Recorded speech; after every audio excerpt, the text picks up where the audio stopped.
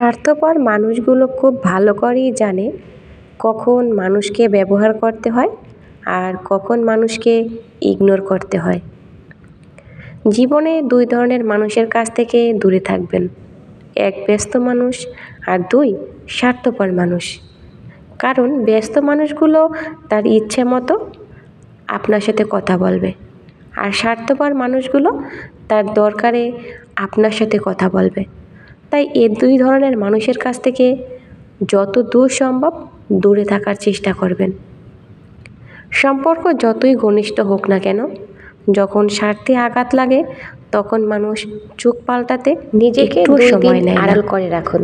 3 দিনের মাথায় আপনাকে আর কেউ মনেও রাখবে না। আসলে স্বার্থ ছাড়া এই পৃথিবীতে আপনার কাছে কেউই আসবে না। কিছু কিছু মানুষ আছে, তারা নিজেকে নিয়ে এতটাই অহংকার করে, তারা এটা বুঝে না ফুলের সৌরভ আর মানুষের গৌরব বেশি দিন টিকে থাকে না। কারণ মাটির দেহ মাটিতেই মিশে যাবে, এটা তারা কখনোই চিন্তাও করে না।